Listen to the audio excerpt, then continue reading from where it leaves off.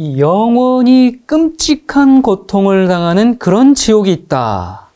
그런 걸 믿는 사람들에게 그것만큼 좋은 마케팅 수단이 없습니다. 한 번은 어느 사찰의 주지스님이 지옥을 4단계로 나누어 가지고요. 이제 고통이 아주 심한 곳에서 좀 덜한 곳으로 그렇게 한 계단씩 올리는데 500만 원이 든다면서 돈을 받은 적이 있었습니다. 그래서 이 4단계의 지옥을 완전히 빠져나오는데 뭐 2천만 원이면 뭐 됩니다. 그리고는 이제 그 다음에는 극락으로 연결되는데 그곳에 극락에 이제 들어간다 해도 거기서도 더 좋은 곳으로 가기 위해서 수억에서 수십억을 지불한 가족도 있었다고 해요. 자, 이게 불교계의 이야기만 아니죠. 예, 기독교도 예외가 아닙니다. 우리 중세 당시에 고안된 면죄부, 예, 바로 이 면죄부가 지옥 마케팅의 원조 아닙니까?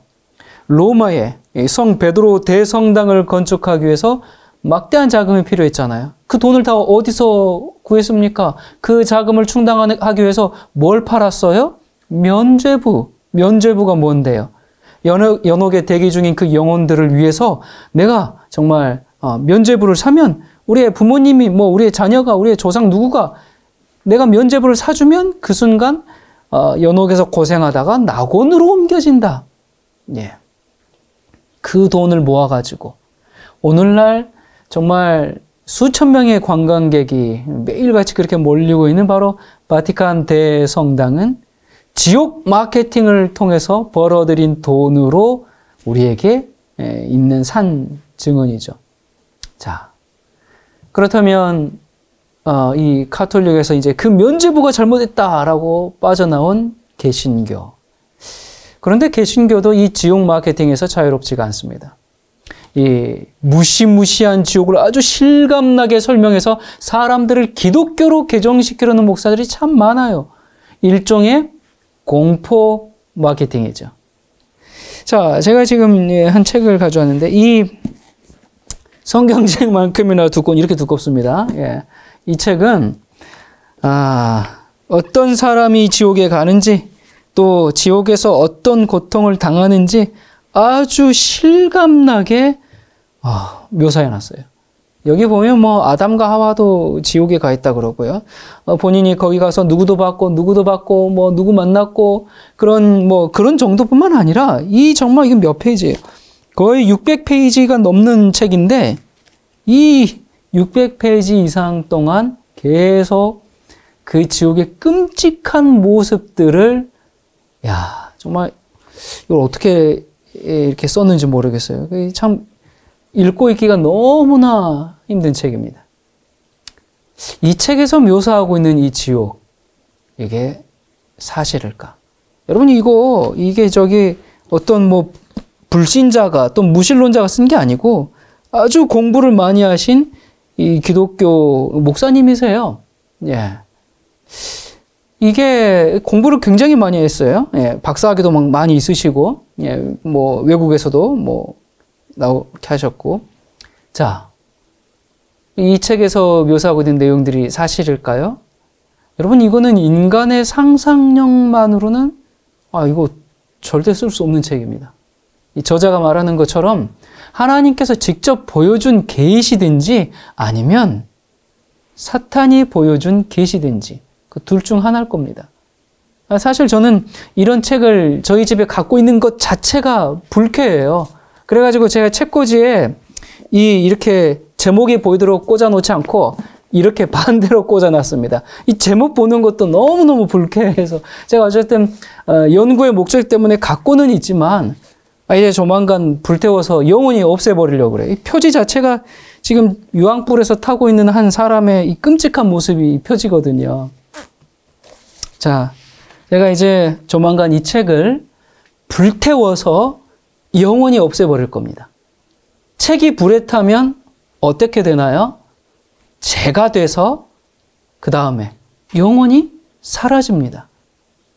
그렇습니다. 성경이 말하고 있는 지옥에 대한 개념이 바로 이런 겁니다. 그러니까 다 불태우고 그 다음엔 사라져 없어지는 거죠. 그런데 불교든 천주교든 뭐 개신교회든 대부분의 종교가 인간을 의인과 악인으로 딱 분류해 놓고 그 다음에 악인이 죽으면 끝없는 정말 그런 고통을 당하는 지옥에 간다고 가르칩니다. 그런 지옥은 어떤 곳이에요? 영원한 고통이고 끝이 없는 아비규환이고 사람들이 부르짖고 펄펄 끓는 기름가마에서 천만 년이 뭐예요? 정말 영원한 끝없는 고통을 당한다고 한번 생각해 보십시오. 야, 인간들이 묘사하는 이 지옥이 모두 사실이라면 지옥을 만드신 하나님 너무 잔인하지 않습니까? 우리가 성경에서 정말 하나님을 사랑과 자비의 신이라고 말하면서 어떻게 그 악한 죄인이라고 해서 그렇게 다룰 수 있단 말인가? 여러분, 천국 옆에 이런 끔찍한 지옥이 있다면 그건 천국이 아닙니다. 굴뚝에서 사람 태우는 연기가 밤낮 오르는 그런 화장터 옆이 무슨 천국입니까? 여러분, 여기 이 그림을 한번 보시기 바랍니다. 여기 보면은 한쪽은 지금 위에는 사람들이 아주 즐거워서 춤을 추죠. 그리고 그 아래서는요. 불타는 지옥에서 고문을 당하고 있습니다. 자, 어때요, 여러분? 여기 천국 나오십니까? 여기 천국, 이런 천국 가길 원하십니까? 근데 대부분의 종교인들이 이렇게 생각하고 있습니다. 근데 많은 기독교인들이 그러죠. 목사님, 부자와 거지 나사로 비유 모르십니까? 거기에 바로 이렇게 정말 그 부자와 거지 나사로 이야기가 바로 이런 그림으로 이렇게 묘사된 거죠. 한쪽은 좋고 한쪽은 고통당하고. 그러면서 사람들이 더욱 천국 지옥에 대한 것을 믿고 있죠. 자, 그렇다면 이 부자와 거지 나사로, 오늘 이 지옥 마케팅 첫 시간을 다루면서 과연 이 내용을 예수님께서 왜 말씀하셨을까? 그리고 이것은 어떤 하나의 교훈을 주기 위한 비유인가? 아니면 실제 천국과 지옥에 대한 묘사인가? 우리 한번 살펴보도록 합시다. 누가복음 16장 19절부터 26절까지입니다. 한 부자가 있어 자색 옷과 고운 베옷을 입고 날마다 호화롭게 즐기더라. 그런데 나사로라 이름하는 한 거지가 헌데투성이로 그의 대문 앞에 버려진 채 그 부자의 상에서 떨어지는 것으로 배불리려 하며 심지어 개들이 와서 그 헌대를 핥더라. 이에 그 거지가 죽어 천사들에게 받들려 아브라함의 품에 들어가고 부자도 죽어 장사되매 그가 음부에서 고통 중에 눈을 들어 멀리 아브라함과 그의 품에 있는 나사로를 보고 불러 이르되 아버지 아브라함이여 나를 긍휼히 여기사 나사로를 보내어 그 손가락 끝에 물을 찍어 내 혀를 서늘하게 하소서. 내가 이 불꽃 가운데서 괴로워하나이다. 아브라함이 이르되 너는 살았을 때 좋은 것을 받았고 나사로는 고난을 받았으니 이것을 기억하라. 이제 그는 여기서 위로를 받고 너는 괴로움을 받느니라. 그뿐 아니라 너희와 우리 사이에 뭐가 있어요? 큰 구렁텅이가 놓여 있어. 여기서 너희에게 건너가고자 하되 갈 수 없고 거기서 우리에게 건너올 수도 없게 하였느니라. 이야, 진짜 실감나는 천국과 지옥의 이야기예요. 와, 여러분, 이 부자와 거지 나사로 이야기를 문자 그대로 실제로 우리가 이해해야 할까요? 아니면 어떤 교훈을 주기 위한 하나의 비유로서 이해해야 할까요? 오늘날 많은 교회에서 바로 이 부자와 거지 나사로 이야기를 사람들의 마음에 공포심을 넣어주기 위한 그런 수단으로 사용하고 있습니다.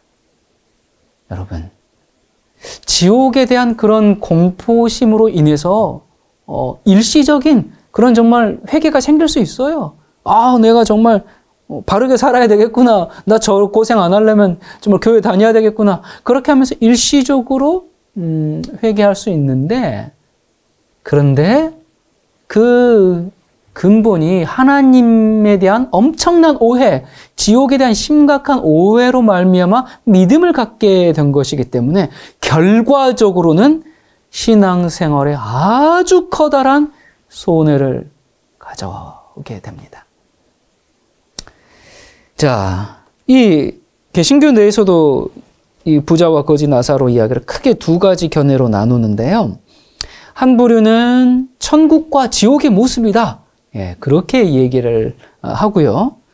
아마 대부분 그렇게 알고 계시겠죠. 또 한 부류는 천국과 지옥에 가기 전에 있는 중간지대, 낙원과 음부다. 이렇게 얘기를 합니다. 이 천국과 지옥 가기 전에 있는 중간지대, 낙원과 음부라는 얘기는 이렇게 주장하는 사람이 대표적으로 누구냐면 바로 칼빈입니다. 오늘날 장로교는 그렇게 얘기하지 않은 것 같은데, 예, 그럴 수 있죠. 많이 이제 칼빈주의의 어떤 신학들이 조금 변형되었으니까. 근데 칼빈의 이 최초의 논문인 혼수론에 보면 의인은 중간지대인 낙원에서 예비적인 그런 행복을 누리고 악인은 음부의 불에서 예비적인 고통을 당한다. 그렇게 이제 이야기하고 있어요. 근데, 이거 어디서 많이 들어본 거 아니에요? 예.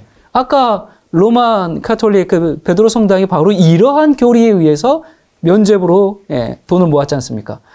이 사상이 누구한테서 시작했는데? 바로 성자라고 추앙받는 어거스틴의 연옥교리에서 나온 것임을 우리가 알 수 있죠. 그러니까 천주교회의 연옥의 가르침이 칼빈에 의해서 단어만 바뀌어서 중간지대라는 그렇게 바뀌어가지고 교회에 소개됐고 오늘날 그렇게 믿는 부류도 꽤 많이 있더라고요.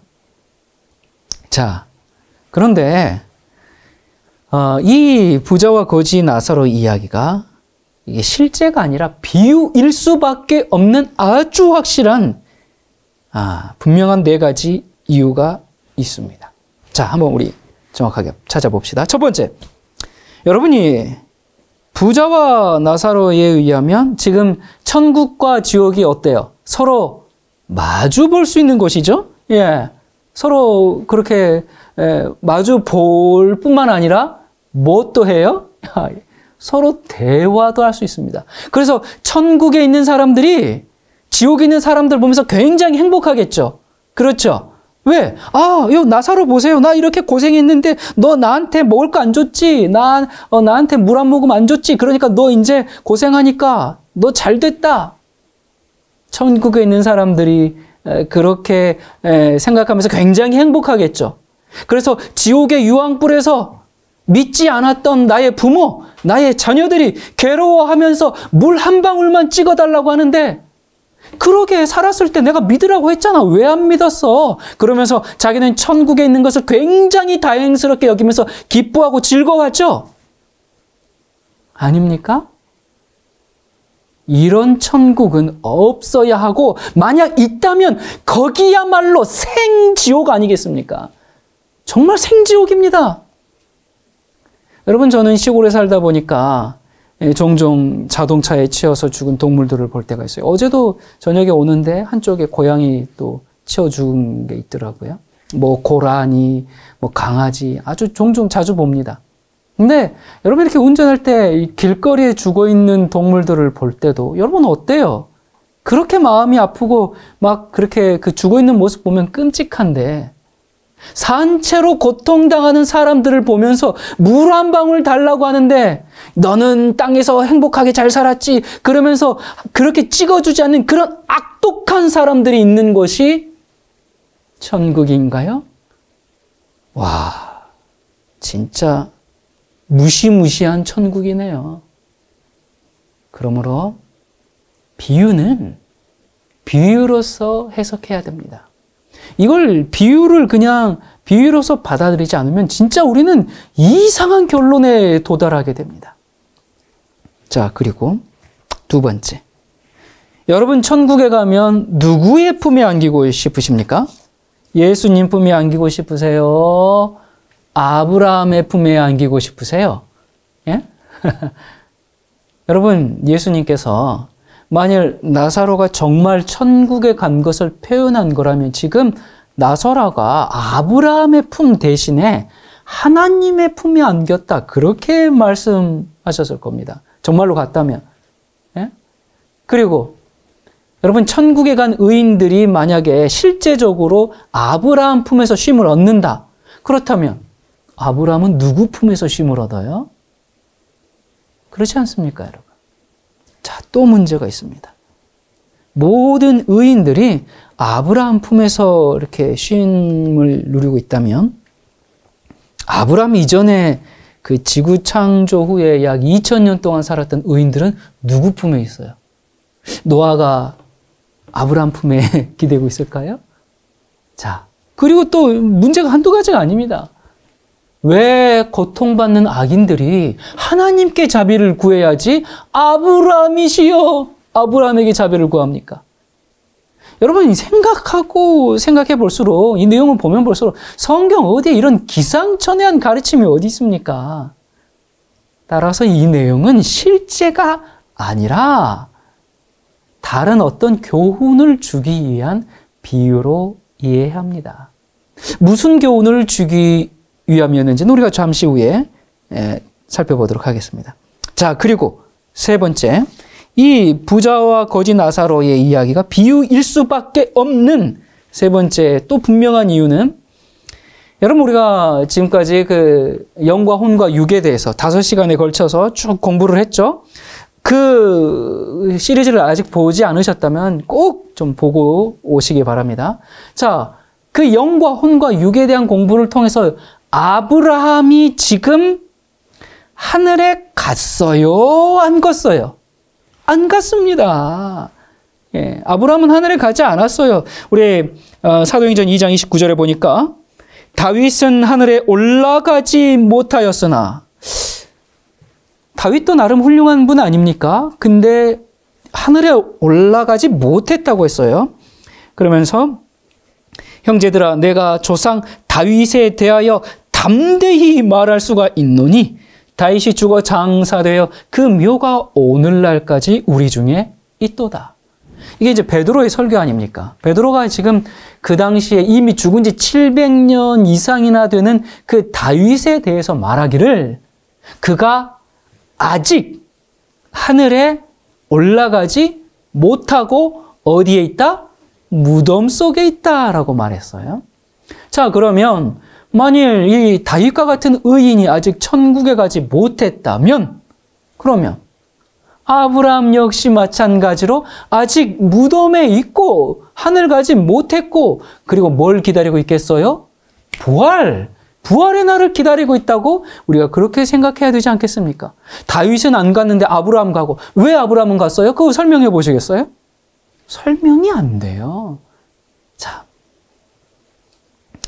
사도 바울은 히브리서 11장에서 아브라함, 이삭, 야곱, 어떤 분은 또 다윗은 아직 안 갔지만 아브라함은 그래도 갔어요 라고 말할 수 있을지도 모르겠는데, 히브리서 11장에 이 아브라함을 비롯해서 이제 믿음의 선진들을 소개하면서 뭐라고 하냐면, 이 사람들이 다 믿음을 따라서 죽었으나 약속을 받지 못하였으되. 자, 아브라함과 같은 이 믿음의 조상도 아직 천국에 들어가는 보상을 받지 못했다라는 사실을 분명히 말씀해주고 있습니다. 이 약속을 받지 못했다는 거, 다 믿음 따라 죽었어요. 그러면 만약 하늘 갔으면 다 약속이 다 성취가 되었잖아요. 근데 아직 믿음을 따라 죽었고 아직 약속을 받지 못했다. 아직 하늘 가지 않았다, 그 말입니다. 자, 그러면 아브라함은 언제 천국에 가게 됩니까?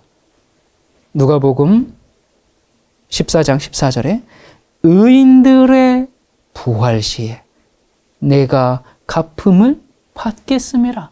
자, 그러면 의인들이 언제 부활할까요? 죽었다가 바로 부활할까요?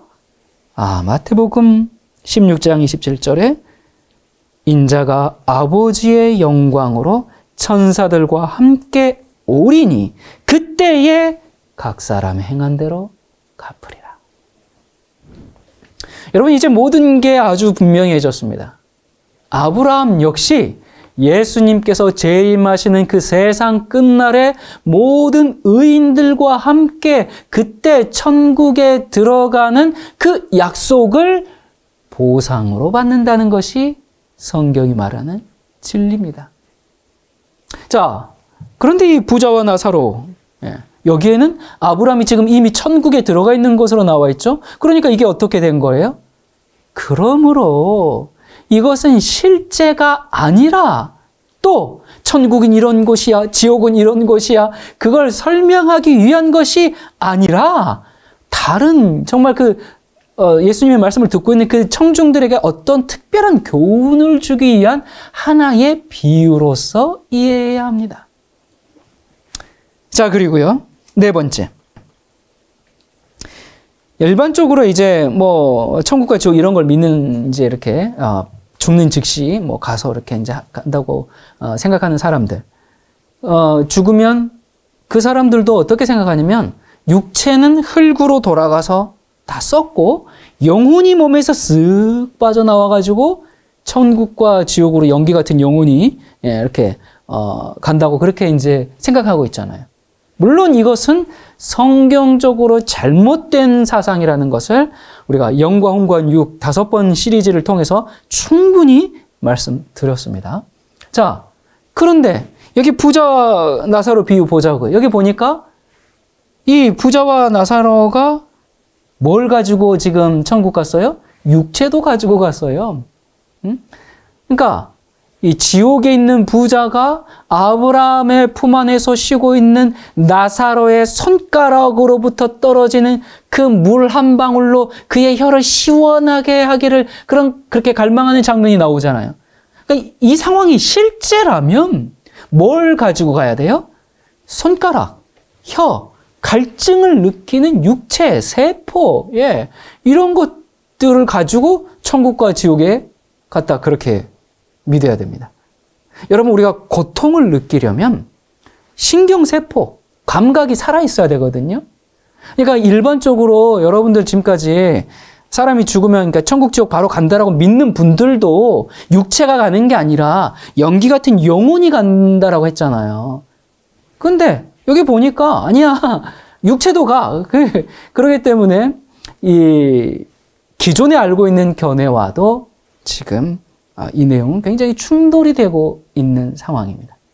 근데 성경에 의하면 육체든 영혼이든 우리가 죽은 후에는 아무것도 하늘에 가지 않습니다.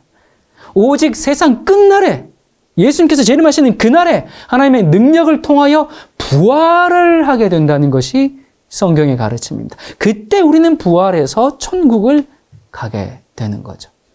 그래서 이 부자와 나사로 이야기를 여러분 우리가 실제로 받아들이면 그때부터 성경 전체가 완전히 뒤죽박죽이 돼버립니다. 엉망이 돼버려요. 완전히 모순된 책이 돼버립니다.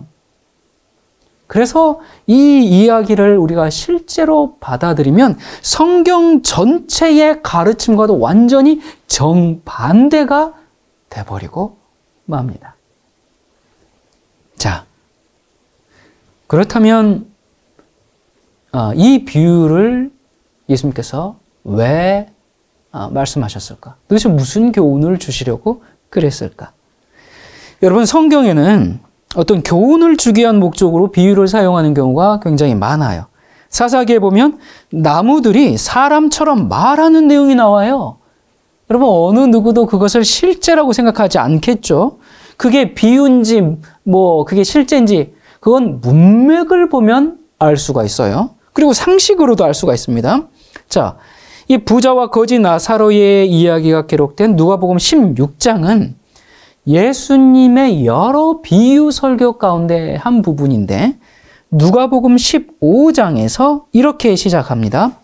예수께서 그들에게 이 비유로 이르시되 하면서 이른 양의 비유를 말씀하세요. 어느 사람이 양 100마리가 있는데 그 다음에 잃어버린 은전의 비유가 나옵니다. 어느 여자가 10드라크마가 있는데 그 다음에 잃어버린 아들 탕자의 비유가 나오죠. 어떤 사람이 2 아들이 있는데 그리고 불의하지만 그 지혜로운 청지기, 어떤 부자에게 청지기가 있었는데, 그 다음에 부자와 나사로의 비유가 나오면서 한 부자가 있어. 이렇게 이야기가 이제 시작합니다. 그러니까 누가 봐도 이 비유는 굳이 어떤 역사적인 사실이라고 이것을 그렇게 생각할 필요가 없어요.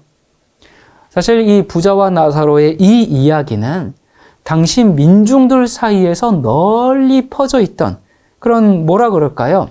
그냥 이렇게 사람들의 구전 동화처럼 민속 설화처럼 그렇게 잘 알려져 있는 그런 이야기 중에 하나였습니다. 그래서 예수님은 사람들이 잘 알고 있는 그런 이야기로 교훈을 주시고자 하셨죠. 그렇다면 이 비유를 통해서 예수님께서 드러내시고자 한 교훈이 뭘까요? 이미 문맥에 드러나 있어요. 16장 14절에 바리새인들은 돈을 좋아하는 자라. 이 모든 것을 듣고 비웃거늘. 그러니까 이제 여기에 대한 대답으로 말씀을 하신 겁니다. 여기에 이제 네 가지의 교훈이 있는데요. 첫 번째는 청지기의 이 교훈을 여기에 담고 있습니다. 사실 누가복음 16장 전체는 청지기 직분에 그런 관한 내용이거든요. 누가복음 16장 전반부에서 물질에 대한 청지기 직분을 설명한 후에 후반부에는 유대인들이 하나님께로부터 진리를 부여받은 문제를 설명해 주셨어요. 그러니까 전반부에 나오는 그 청지기가 주인이 자신에게 맡겨진 부를 불성실하게 관리해가지고 책망을 받았던 것처럼 후반부에 나오는 부자는 누굽니까? 누구를 말하는 겁니까? 유대인들을 상징하고 있습니다. 뭘 받았는데요? 뭐가 부여있는데요? 진리가. 근데 이와 반대로 나사로는 영적으로 가난한 모든 사람들. 그럼 누구를 말하겠어요? 당시에 이방인들. 자, 그러면서 여러분 하나님께서 왜 유대인들을 택했어요? 그들에게 이 진리를 맡겨서 온 세상에 복음을 전하라고 맡겼지 니네들만 구원하겠다고 맡긴 거 아니잖아요. 그래서 너희들한테 맡겨진 그 영적인 부를 정말 진리의 보관자인 너희들이 이걸 불충실하게 취급하면은 결국에는 너희가 부여받은 특권을 다 잃어버리게 될 거다. 지금 그 말씀을 하신 겁니다. 유대인들은 진리는 나누어 주지 않고 그냥 자기들 걸로만 독점했죠. 그리고 그렇게 함으로써 우리만 구원받아라고 독선적인 그런 생각에 사로잡혔죠. 그러면서 교만과 이기적인 정신에 사로잡혀가지고 이방인들에게 독서를 내뱉었죠. 그들은 독점했고 그들은 독선적이었고 그리고 독서를 내뱉었습니다. 그래서 그들은 하나님께서 그들을 택해서 그들을 통해서 세상을 구원하려고 했는데 자기들만 그렇게 구원받는다라고 생각하고 이방인들을 정말 멸시하면서 무가치하게 다뤘죠. 여러분 바리새인들은 예수님을 거절하는 사람들이었어요. 어떻게든 예수님의 말 한마디 책 잡아가지고 어떻게 죽일까 그것만 늘 생각하고 있는 사람입니다. 그래서 예수님이 바리새인들에게 어떤 대화를 할 때는 굉장히 조심스러울 수밖에 없었어요. 또 그들이 두려워서가 아니라 신중하게 그들을 다루셔서 정말 잘 다루셔서 그들을 회심시켜야 되니까 그래서 그들의 감정을 쉽게 건들지 않고 정말 지혜롭게 비유로서 말씀을 하셨어요. 그래서 예수님께서 이 바리새인들의 죄와 이기심을 지적하는 말씀을 하실 때는 비유와 정말 풍자를 통해서 그들이 깨달을 수 있도록 그렇게 말씀을 하셨죠. 말씀드렸듯이 부자와 나사로 이야기는 그때 당시에 이미 민간에 널리 퍼져 있는 그런 이야기였어요. 그래서 그것을 가져와서 교훈을 주신 겁니다. 하나님의 진리를 맡은 유대 지도자들이 자기들에게 맡겨진 임무를 소홀히 하고 정말 이 자신들이 독점하고 독선적으로 그렇게 이 자신들의 어떤 우리가 아무리 아브라함의 자손이다 그렇게 주장할지라도 결국에는 너희들 어떻게 된다? 너희들 멸망하게 될 거야. 죽을 거야. 그 부자처럼 될 거야. 그것을 지적한 예수 그리스도의 경고죠. 그리고 또 여기에 두 번째 교훈이 있는데 이 부자와 나사로의 비유는 부자는 하나님께 복을 받아서 부자고 가난한 자는 저주를 받아서 가난하게 되었다. 이러한 유대인들의 잘못된 사상을 지적하는 그런 말씀입니다. 오늘날에도 저기 가난한 사람, 이혼한 사람, 병든 사람은 마치 하나님의 저주를 받은 것 같고 자식 잘 되고 돈 많고 저 록펠러 보라. 유대인들 왜 부자냐? 다 하나님께 복 받아가지고 그렇게 가르쳐주고 있는 그러한 세태에 대해서도 책망하는 말씀입니다. 자, 그리고 또 여기에는 마음이 가난한 자들이 천국에 정말 영적으로 심령이 가난한 사람들이 하늘에 들어갈 것이라는 그런 교훈이 있습니다. 외적으로는 굉장히 부유해 보이지만 영적으로는 가난했던 그런 유대인들과는 대조적으로 영적으로는 정말 굶주리고 목마른 이방인들이 유대인들의 자리를 대신 채우게 될 것을 말씀하고 있는 것이죠. 마태복음 21장 31절에 내가 진실로 너희에게 이르노니 이 너희 누구예요? 그 정말 영적으로 부유하다고 스스로 생각하고 있는 유대 지도자들, 유대인들이죠. 그런데 이르노니 세리들과 창기들이 너희보다 먼저 하나님의 나라에 들어가리라. 여러분이 이 말씀 당시로서는 감당이 안 되는 정말 받아들일 수 없는 그런 정말 어마어마한 그런 말씀입니다. 예수님께서 이 바리새인들에 의해서 업신여김을 받는 그런 사람들이 하늘에 들어가게 될 것이라는 사실을 보여주셨죠.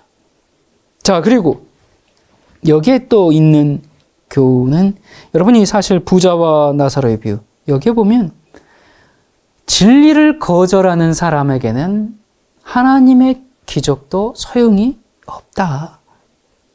이 부자가 너무 안타까워서 그 자기 형제들에게 정말 자기 가족들이 자기와 같은 운명을 당하지 않도록 나사로를 좀 보내달라고 막 그렇게 얘기하지 않습니까? 근데 죽은 후에는 운명을 바꿀 수가 없어요. 그래서 이제 이렇게 외치죠. 30절 만일 죽은 자에게서 저희에게 가는 자가 있으면 회개하리다. 그러니까 아브라함이 뭐라 그래요? 31절에 모세와 선지자들에게 듣지 아니하면 비록 죽은 자 가운데서 살아나는 자가 있을지라도 구원함을 받지 아니하리라. 여러분 실제로 예수님께서 죽었던 나사로, 이제 여기 거지 나사로가 아니고 마리아 마르다의 오라비였던 나사로를 살리심으로 정말 그리스도에 대한 예수님에 대한 그 유대인들의 믿음을 불러일으키려고 참 애썼어요. 그래서 정말 이 죽은 자를 살렸습니다. 보냈습니다. 근데 교회 지도자들이 어떻게 했어요? 회개하기는커녕 그들이 아이고 죽은 자가 가면 정말 그 말을 들을 겁니다 했는데 오히려 어떻게 했어요? 살아난 나사로와 예수님을 더욱 죽이려고 달려들었죠. 여러분 예수님께서는 인간이 죽은 후에 즉시로 육체적인 몸을 가지고 천국이나 지옥에 간다. 그걸 설명하기 위해서 부자와 나사로의 비유를 말씀하지 않았습니다. 그러므로 이 비유의 의미를 이해하지 못하고 천국과 지옥의 실제적인 모습으로 생각하는 것은 예수님께서 말씀하시고자 하는 그 의도와 초점에서 완전히 벗어나는 거죠. 부자와 거지 나사로의 비유에 나타난 것처럼 우리는 우리에게 주어져 있는 그 구원의 복음을 다른 사람들에게 잘 전하기 위해서 청지기로서 최선을 다하고 있는가? 우리는 우리 주변 사람들을 위한 순수한 사랑을 가지고 있는가? 바로 이러한 정말 그리스도인들의 영적인 청지기 경험에 대해서 우리가 맡은 그 진리의 보화, 그것을 사장시키지 말고 그걸 전하라는 얘기죠. 그 귀중한 교훈을 지금 아주 무시무시한 지옥 이야기로 탈바꿈시킨 것은 엄청난 오해입니다. 그래서 하나님께서 우리에게 베풀어 주신 그 놀라운 사랑, 그 축복들, 그 우리가 감사하면서 그것만 감사하면서 나는 구원받았네 그러면서 이기적으로 살 게 아니라 우리에게 주어진 이 놀라운 영적인 축복을 어떻게 하라고? 다른 사람들에게 나누어 주고 복음을 전하는 그런 충실한 청지기가 되라는 것이 부자와 거지 나사로의 청지기에 대한 내용입니다.